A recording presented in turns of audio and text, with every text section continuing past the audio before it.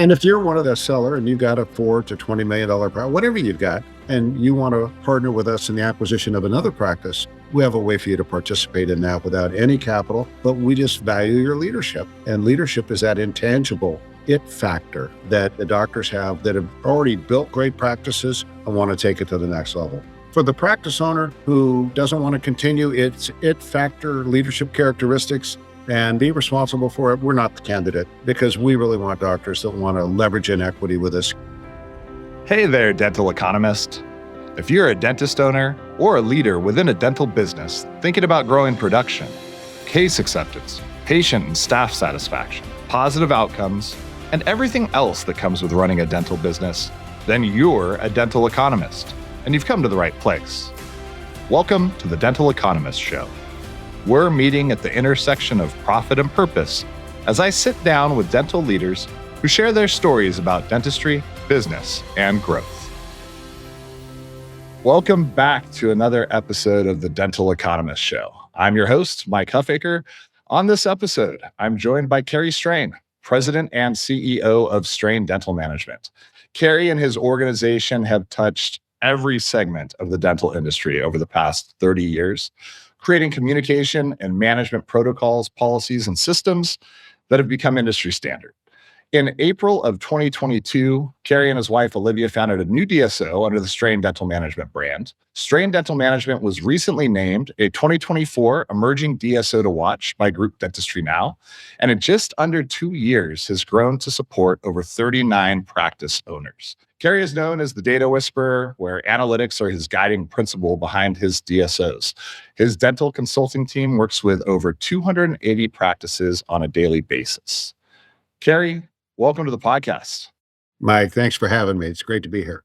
So I want to jump right into the fact that you have run a consulting organization, consulting with thousands of practices over the years. And a few years ago, you decided to start your own DSO. Tell me a little bit about what went into making that decision. That's the $64 question. I have had a great career in dentistry. I started out my career working with my dad and my brother, Harry, Larry, and Kerry, in a public accounting firm. So we owned that business. And my dad retired in 87. My brother died in 89, June 27th. Not that I went looking for dentistry because of that, but some of my initial accounting clients who did accounting and tax work were dentists. They asked me to help them grow their business. And I told them initially I didn't know how. A CPA or tax accountant understands how to prepare tax returns and financial statements, but they don't know the difference between a Profi and a Tootsie Roll necessarily. And I had to learn. And I started working with one, and it led to two, and it led to 100, led to 200, led to 1,000. And as I continued to grow in the early 90s, I asked myself, who's got the opportunity to partner with and figure out how to be a support to them so we could both grow our businesses.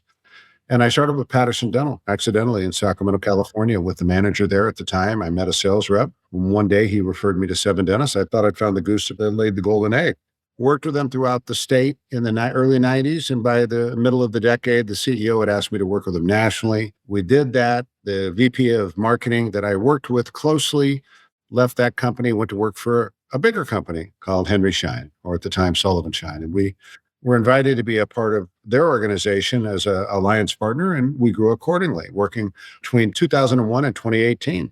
In 2016, when I turned 60, I'll be 68 next month, my wife and I were talking about what we were going to do in the final chapter. And I said, I've traveled. I get to do all that I want. I play golf at great country clubs. I have great friends in the business. And I said, I'm not ready to retire. And I said, more importantly, I've been mulling through the thought process of the DSO offerings and having represented in the pre-DSO world, they were group practices, Mike. And one of my very prominent previous relationships was with Heartland Dental back in 1999 when the CEO, Dr. Workman, and his first cousin, Jeff Stacer, who was their founding CFO, met me in Scottsdale at the McCormick Ranch at a Dentsply event.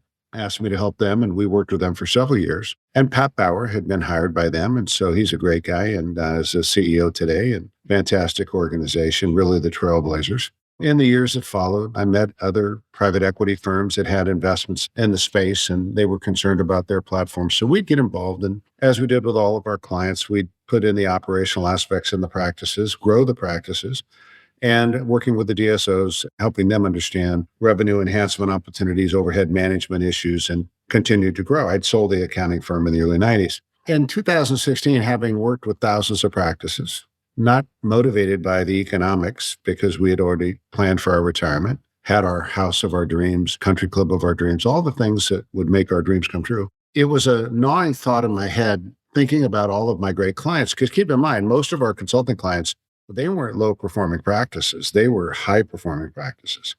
Not uncommon to meet somebody who's doing $2, $4, $6, $8, $10 million a year in revenue. They have an appetite for accomplishment.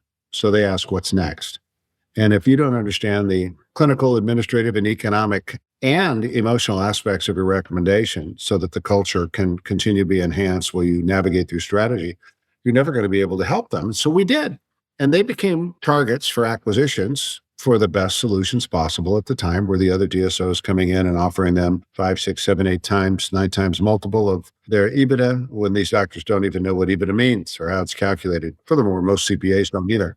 And they were targets. And they typically wouldn't get a lot of equity in the holdco on their offer. So if you had Dr. Mike practice and you're doing $1 million of EBITDA, maybe somebody was going to give you 7x, 4 in cash, 2, 2.5 in earnout or sub-DSO partnership percentages, and maybe a small sliver of equity up in the holdco, which is the only place it's valuable. There's no valuable consideration given for sub-DSO partnership levels unless it's convertible into equity. And earnouts are just a straight, flat, minimal payout. So I sat down and I had met an attorney that had worked with a lot of DSOs and my clients. And I called him and I said, here's what I want to do. I want to create a DSO where the doctors own the bulk of the equity. I don't think I need private equity yet, but I'm hoping I can finance it with debt. And I called my old friend, Jeff Stacer, who had worked as the founding CFO for Heartland. He had retired from them in 2005 and was just sitting on the sidelines coaching basketball. And I always talked to him throughout the years, maintained a contact. And I called him in 2016, started to develop my business plan. And I had him and the attorney test the hypothesis of my business plan and gave me some guardrails on the highway as we accelerated. And then we presented it to the doctors. And I said, look, guys, the most you're going to get on a doctor-doctor sale is 60 to 80% of collections. That's in essence 3 to 3.5 times EBITDA. If you sell to a DSO, you might get a total earnout of 15 to 17 times EBITDA. And if you want 25 to 30 times, 35 times EBITDA on a total earnout, you're going to have to A, work for it. B, have an appetite for rolling equity. You're not going to harvest all the cash up front. And C, you need to be part of the leadership team that demonstrates that this business is a great place for investors to invest in. And if you'll do it with me, we want to change the industry and really create an environment or an entity where the doctors don't feel disenfranchised and they're part of the voice of supporting the patients and the team. So we met with a group of doctors in a focus group meeting on April 7th. 2017 in Sacramento, met with 25 of them. I told them I needed 24 of them or I wasn't going to do the deal. I didn't need it. I could have gone and, lived in Boise or Boston. It doesn't matter. And I live in the Bay Area. I live south of San Francisco down on the Monterey Peninsula. I split my time between here and our corporate office in Sacramento. But what's exciting is we got enough doctors to want to pull the trigger. We got a little stalled during COVID, but after COVID, we did a Q of E on the operations. We went with our investment banker at Ernst & Young, and we secured a loan to fund the operations, fund our acquisition line, and we're super properly qualified in terms of financial stability. Our EBITDA and our practices are growing at record amounts or percentages because they're subscribing to the principles that I've taught for over 30 years in the Straine management system, and they're leaning in and doing a great job. And we'll soon have 45 locations, and we have an acquisition target group moving into LOIs of around another $80 million in revenue. And our goal is to not put a ceiling on it, but we'll certainly go to market and recap in 2026. And we'll be looking for the right investor to partner with us. So that's how it happened. It was an accidental experience to become a consultant, and it was unintended to form a DSO. And I don't intend to flip our DSO off to anybody else because we really have a lot of pride in our history, our track record, and our ability to attract and retain quality doctors to be partners with us along the ride. It's really interesting. There's the thought exercise that I think people kind of play when they're in high school or growing up. It's like, if you win the lottery, what would you actually do? The whole kind of premise behind it is if you change the financial incentive and you no longer feel like you need to do things for a specific reason that are directly related to financial outcomes, is there a passion that you would follow or something else, like if given that freedom? And within the construct of kind of what you've just shared, is you had the ability to take a step back and say, well, how would we do this if we didn't have to be constrained with maybe the more traditional desired outcomes from a financial perspective and just do things in the same way that they've been done before? And it gave you this freedom to take a different approach. How did you gather that first initial focus group? Were these consulting clients that you had worked with? What was the approach to sit down and present in that first initial meeting this new vision for how a group could look? Always working with 300 to 400 active consulting clients with a great team of consultants and coaches. I was approached by a lot of our clients in this new century about the work we'd done at Heartland and the work we were doing with other private equity firms and the platforms they'd invested in, that we would step in. And we had a nickname called the secret weapon for a very prominent private equity group out there today that's been in the oral surgery, the endodontic, and the GP and the orthodontic space. And that's very flattering. And they all said, why don't you form your own DSO? Hey, wait a minute. That's like saying, why don't you open a separate business altogether? It's being a consultant is absolutely not the same as running a DSO. And sitting on a board of directors and being the chairman and being the CEO of the holding company and the DSO has with it a tremendous amount of responsibility that when it was just Livy and me in our business and we were making a few $1,000,000 a year profit, I mean, I had a great business. It was easy. Consulting business is good, especially if you know how to scale it with the right partners, which we did. But those doctors kept coming to me. And so the ones that had come to me that had an interest in being committed, I told them, this isn't going to be a flip. It's not going to be a cash grab. I mean, if you want that, sell off to somebody else. You want to make a difference. I need to build a business plan, if we're going to do this, that creates a pathway to attract doctors for decades and beyond my lifetime. And I plan on living a long time. So there was an initial target group. I would say they were doing $2 million to $15 million a year in revenue. They were producing and collecting more that a buyer would want to finance and purchase. And the responsibilities for management were such that the typical acquisition group at the time was a couple of associates would buy out a very entrepreneurial primary founding doctor, and the associates would end up in a fight because neither one of them would put up the effort. They never were really trained, and it all crumbled in that second generation. It certainly never got to a third generation, and they too become targets for an acquisition for a low price. So it was that initial group. Then what I did after we had the initial pilot group, I brought them all in. And then Livy and I, my wife's name's Olivia. Livy and I were going on a vacation immediately after the focus group meeting. And I said, I'll be back the 1st of June. We went to Europe and with some friends and we had a good time for 3 weeks, came back and I said, okay, we're now going to have a series of bi-weekly webinars. And we invited all former Straine consulting clients. There were thousands of them. And if they wanted to respond and come and listen in to myself, to our attorney, Scott Crow, to Jeff Stacer, my colleague, who was a contractor to us at the time, we said, we're going to build this. It's going to be a multi-year commitment. We're going to launch the services component of our platform January 1, 2018. And then 2 years later, we should go to market. Well, 2 years later was COVID. So that stalled us for a year and a half. And then we went to market and it all transacted. By then, from an initial core group of around almost 60 practices that had signed up from the management platform, and they weren't paying much, but $5,000 a month with the intent to roll in and get cash and get rolling equity. We were down to 37, 38 total, and it was enough. We needed for us to go to market and secure the financing. We needed to make sure we had north of $15 million worth of EBITDA, or we couldn't get the attention of the lender. But we had a great investment banker. They got us a great lender. And with everything we're doing today, that 15, 16 million of EBITDA we were at, when we recap, we should be at 75 to 90 million of EBITDA. So when you create a management structure like that, and when the dentist owners still retain such a significant portion of the equity in the business, I heard you on the Patient First podcast with Brian Laskin. I think you mentioned on average 85% equity in that holdco, as we were talking about, which is unusual. How are you structuring things where you avoid the too many cooks in the kitchen scenario and you are actually able to drive a strategic vision and ensure that you can create consistency in what matters to driving the value and creating a culture that is really the desired outcome? Too many chefs spoil the broth. Everybody that got involved with this project, and even to the ones I met with earlier today. I mean, we're closing on a practice on the East Coast with $6 million of revenue and $1,154,000 of EBITDA, and The doctor can't wait to be my partner. There's a lot of trust in what Jeff Stacer, our CFO, Livy, our COO of the consulting firm, Vera Powell, our director of operations, and I put together at the management platform. I didn't want to go to committee. I'm the one who created the vision. I'm the one who's committed to seeing it through. I think I'll retire in about 12 years when I turn 80, maybe not then either.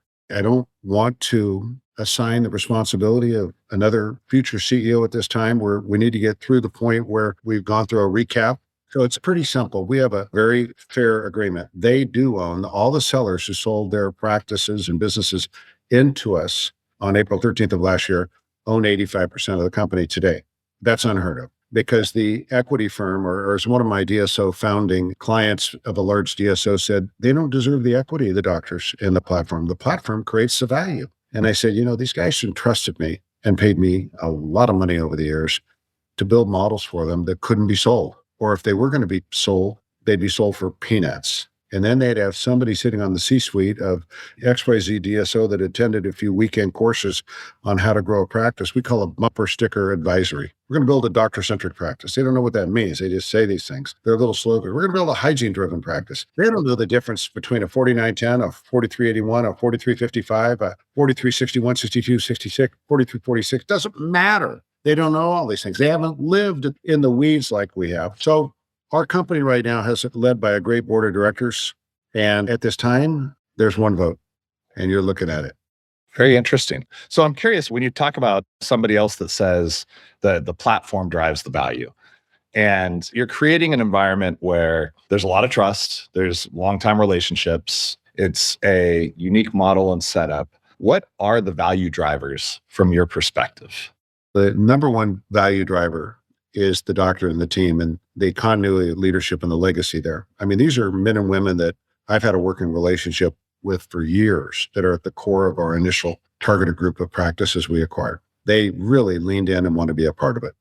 They believe that we can make a difference together, and they are responsible for delivering the growth in revenue and profitability that each of the other ones are responsible for. And if they aren't going to make that commitment, it's going to become apparent in a fall off on collections and profitability. And it's not easy today. There's a lot of downward pressure on revenue, there's downward pressure on reimbursement, and there's upward pressure on overhead, principally labor costs. And if you don't understand the levers to pull, you're going to make the wrong decision that's not going to stand the test of time. And that's why there's a lot of hurting DSOs right now that have been told, stop buying, cut your expenses, and they've got a finance committee stepping in because the covenants aren't being met in their loan or investor agreement. So you're seeing a lot of DSOs attempting to go to market that can't get any lift off. Timing's one thing, but performance is another. So we have great partnerships. We're all aligned, and their commitment is strong. We have an advisory committee that's both clinical and business. I have a meeting tonight.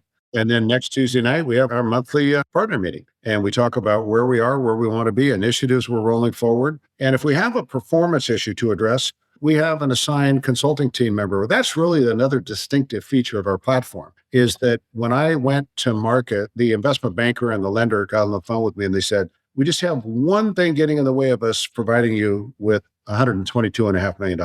I said, what's that? And they go, you need to sell your consulting firm into the holding company as well. I said, why? Those are my cookies. And they said, because we don't want you to have a conflict of interest.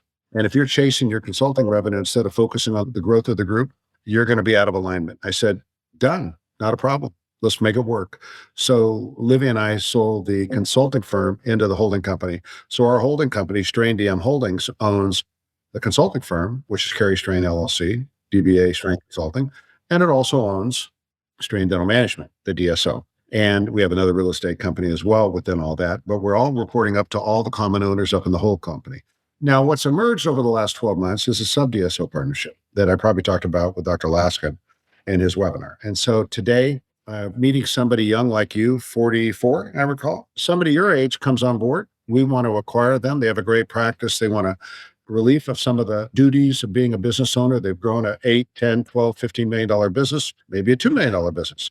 They want to still be the lead partner, possibly be a working dentist. We can do that. We'll acquire anywhere between 51 to 75% of the EBITDA assignment from the EBITDA you own and form a sub-DSO.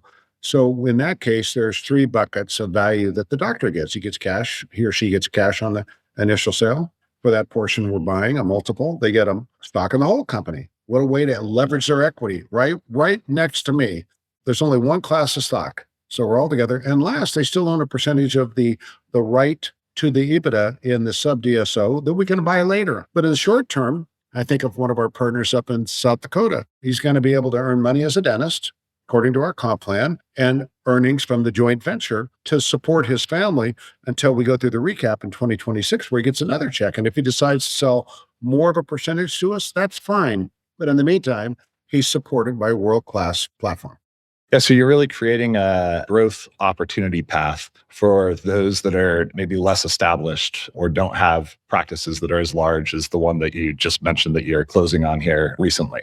And if you're one of the seller and you got a $4 to $20 million product, whatever you've got, and you want to partner with us in the acquisition of another practice, we have a way for you to participate in that without any capital, but we just value your leadership. And leadership is that intangible it factor that the doctors have that have already built great practices and want to take it to the next level. For the practice owner who doesn't want to continue its it factor leadership characteristics and be responsible for it, we're not the candidate, because we really want doctors that want to leverage in equity with us, get some cash, but leverage in equity and be a part of the team that creates the most valuable DSO ever. Has your growth been intentional where you've gone to seek out specific partnerships that you've been aware of after the initial 25? My understanding is you're up to 39 or above at this point, and that's happened, those additional 14 or 15 in a relatively short window of time. We're talking less than 2 years. It sounds like you have the ability to be selective in those that are entering into a partnership with you. How do you think about that? Is there like an ideal profile that you pursue? Has it come largely through word of mouth, through the existing network that you've created or those that you've already partnered with? And can you talk a little bit about that? All the above. I mean, we meet with practice brokers. We meet with people in the industry that they know somebody who might be a good fit for us, as well as get referrals from our partners, as well as our consulting business. Current and previous clients know where we are in this space. And when it comes to them thinking about their last 10 years, how do they want it to unfold? They can either take a $3 million practice and sell it to associates for maybe $1.5 million to $1.8 million, or they can leverage that up to $12, $13 million with me. You pick. And unfortunately, due to spending habits and lack of knowing how to invest money properly or how to even save it, 95% of dentists are not economically prepared for retirement. In light of that, this is a way to help fund that future, and they need to be a part of making it happen. And when I say economically prepared for retirement, I'll never forget one of my early wealth advisors said, whatever you're earning in your last 3 years of your career on an annual basis, on average, is what you're going to want to see as income when you go to retire.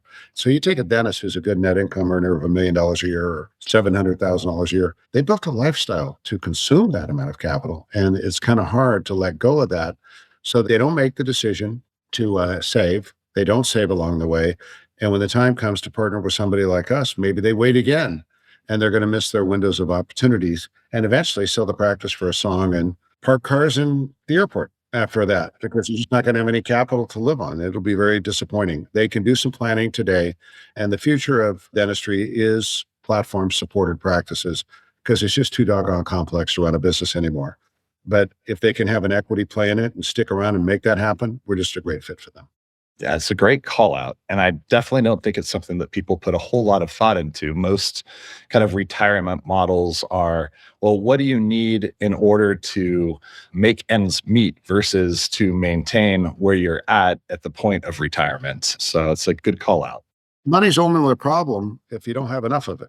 And in most cases, when you have a spending pattern of X and you want to cut it by 50%, there's a lot of disappointed people.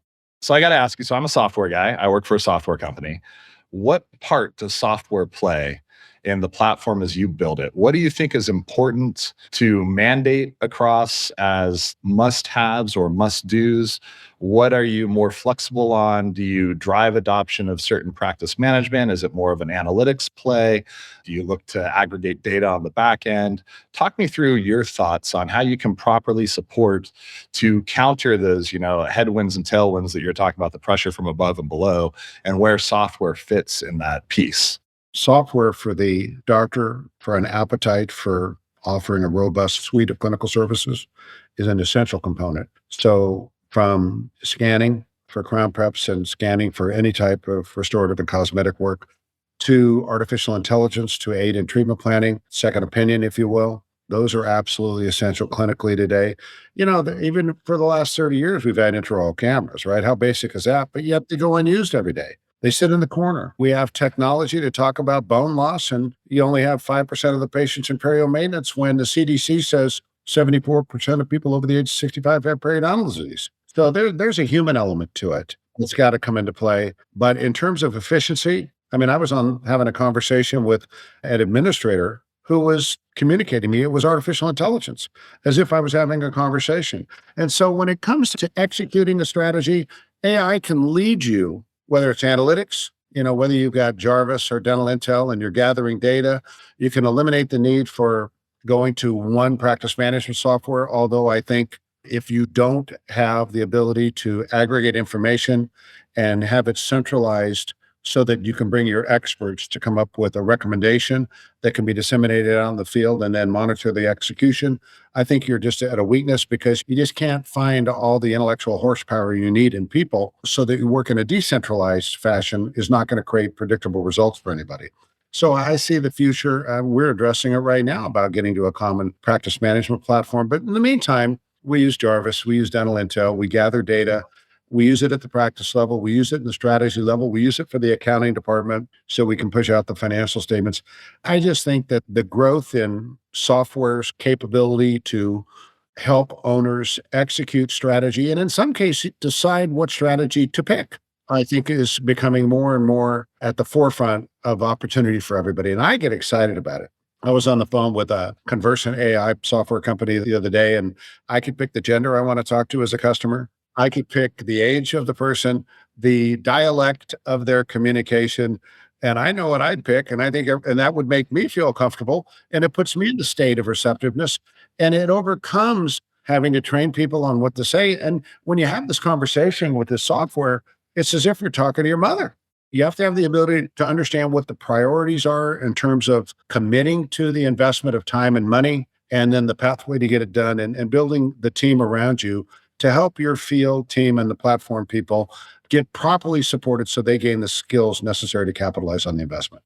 There's a lot of good points that you made there. And I think if you look at from the clinical perspective, all of the undiagnosed available treatments that take place, there's so many different opportunities to grow within an individual practice. And the model that a group decides to pursue absolutely plays a big piece in what their software stack should look like. So if you were looking to have regional managers, like you talked about Heartland before, of course, they have a consistent practice management across all of their offices because you don't want to train people over and over again to use different systems if you're going to be interacting with the same systems in different offices all the time. So there's workflow implications that can be considered and other things along those lines. I would be curious, when you think about the growth plans that you have for your organization, would there come a time where you could see yourself offering centralized services in the way of RCM or billing or AR collections services, or even centralized scheduling? Do you think that that affects patient experience at all? And what is your perspective on that? Well, certainly for revenue cycle management, I could see centralization as key. I mean, I gave this seminar, and I know it sounds very basic. I gave this webinar last Friday for Dental Intel. Let's come back to the core basics. 100% of your patients should leave with their next appointment, principally their hygiene appointment at a minimum. Number two, if they have pending treatment, especially if they have a way to fund it with insurance, there's no reason it's not rescheduled. And number three, don't you want to collect your copayment? Now, if you're doing those things, you don't have to chase a lot of unscheduled people. The schedule should be full, and you should have the money. Then all you're dealing with is the assignment of the benefit from the insurance company. And after so many days, if that claim not being paid, that becomes a patient bill as well, if you can make that happen. So we minimize all the debris that emerges in the wake of poorly trained personnel or undercommitted personnel. If that's the case, we're truly just managing the supply and demand component and how to leverage on inflection points when there are no more openings and we have more patients than we can see. Do we expand or do we move out of network and raise our fees? All different issues. So we can look at that and really make the right decisions that not only allow the practice to take care of the number of patients that they want to take care of, but have it fit economically. And in doing so, I mean, we just can't be giving out wage increases like we've seen since COVID started and not expect for revenue enhancement. That's where the advisors at DSOs have missed the boat. If you're looking at a 20% increase in wages from 20 to 24% of revenues, you've just eaten into your margin. And if you don't have the margin, you're not going to have the EBITDA that based on the loan covenant that causes you to meet the covenant, and then you're going to get shut down. Or you're going to want to go to recap, and the investor is going to say, I get my preferred rate of return. I get my money back before you get yours. And there isn't enough left over for you. So I can't go through this recap right now, because if the investors or the role in equity isn't getting what they want, the doctors, as my friends in the business say, your most valuable assets wear shoes. And it's more than just the doctors today. If you're not creating an absolute, unbelievable economic opportunity for doctors, hygienists, assistants, and administrators, you miss the boat. So what you just said, in order to remain consistent with those things that sound simple, like, hey, you got to have the next appointment scheduled. If there's a available benefit, why is that not taking place? In order to ensure that those types of things aren't slipping through the cracks, you're making data-driven decisions. You're making sure that the data is all front and center. Is that, from your perspective, just one of the biggest challenges that practices have, is the fact that they are not consistent in their application of looking at and analyzing data to ensure that they are following a consistent protocol at all times? For a majority of the practices, yes. I mean, we've done over 20,000 consultation with dental practices over my 30 years. We offer a free strain practice analysis to anybody who wants to sit down and talk to us for an hour. What I found was practices were owed exceptional amounts of money, even though they had an expectation to collect the copayment, because nobody inspected what they expected. Number one. Number two, of the active patient, we call it the patient flow litmus test. Of the active patient pool, the number of patients seen in the last 18 to 24 months, 48 to 52% of them were in hygiene, and of them, 70% rescheduled. Because the ultimate barometer a small business owner looks at, there's two: is my schedule full? And do I have enough money to keep drawing a paycheck? Even the owner thinks of that. And that's it. They're not thinking strategically. They don't have adequate amounts of working capital reserves. I mean, you need at least 1 month's collections in working capital reserve. Otherwise, you're going to be borrowing from the bank all your life. And the doctors don't have the patience, or their families don't, because they've trained them not to have, to experience a deferred gratification for all their hard work. I always say, do you know how to get $1 million in your bank? Work hard enough to make $2 million worth of profit, pay the tax, and not spend it. Have you ever seen the video of the marshmallow test? I don't think I have, no. They bring in these kids in, they say, here's a marshmallow, Mike. I'll be back in 5 minutes. And if you haven't touched the marshmallow, when I come back, I'm going to give you a second one. And they have a video on you, and you're sniffing the marshmallow, you're licking it. Sometimes you're eating the bottom out, so you can fake it later. And of course, you're not going to get the second marshmallow. When you're not investing in your business and working on your business, and you're only in it to the extent that you can make enough money to meet your current needs, you're never going to create a retirement. You just got a job.